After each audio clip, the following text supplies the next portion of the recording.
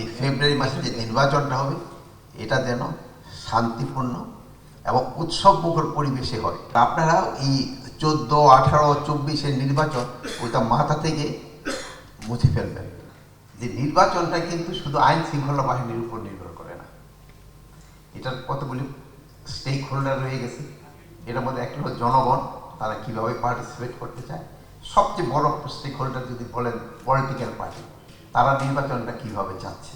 Natural ব্যাকটেরিয়ালাইসিসের সুরক্ষায় fresh ও active সব সময়। এখন ধুলাবালি জীবাণু ঘাম ক্লিন বোল্ড। রিমার্ক। দেন আছে ইলেকশন কমিশন, তারপরে আছে প্রশাসন, তারপরে আছে আমাদের আইন শৃঙ্খলা বাহিনী।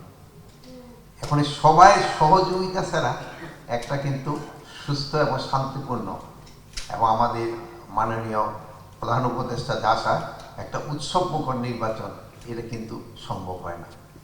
তা আমাদের যেই আইন শৃঙ্খলা বাহিনীর কাজটা, ওটা আমরা পুরোদমে করে যাব। এইটা হলো এই যে দেখেন আপনাদের কর্মসূচির মাধ্যমে।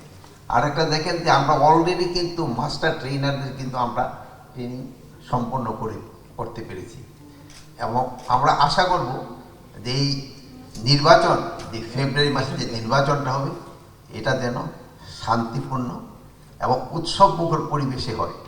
এই জন্য আপনাদের সবাই সাহায্য এবং সহযোগিতা দরকার এবং এই ব্যাপারে আপনাদের কোনো কার্পণ্য থাকবে না। আর আপনারা এই 14, 18, 24-এর নির্বাচন ওইটা মাথা থেকে মুছে ফেলবেন। আমি আপনাদের আরেকটা আশা করবো আপনাদের থেকে, আমি অনুরোধ এটা আপনাদের থেকে, আমরা সমাজ থেকে কিন্তু দুর্নীতি এবং মাদক এটা কমাতে পারি নাই। এটা যদি আপনারা একটু সহযোগিতা করেন, আমরা যদি সহযোগিতা করি, তবে কিন্তু এটা আমরা হয়তো সমাজ থেকে আমরা কমাতে পারব। যদিও আমাদের সময় খুব একটা নাই, আমরা কিন্তু সেকেন্ড স্টেপে চলে গেছি, আমরা ইলেকশন মডিউলে কিন্তু এখন চলে গেছি। তারপরেও কিন্তু ইলেকশনের সাথে সাথে কিন্তু এই জিনিসটার দিকে আপনাদের একটু খেয়াল রাখতে হবে। যেমন আপনারা ইচ্ছা করলে যে পারেন না তা না, যেমন ধরেন এই যে সিলেকশন, এই আমাদের সবসময় বলতো যে এই নির্বাচন আমরা যে করি কি জানি বলে, এই যে রিক্রুটমেন্টটা, এবার কিন্তু আপনারা জাতিকে দেখাই দিচ্ছেন যে পুলিশ একটা ফেয়ার রিক্রুটমেন্ট করতে পারে।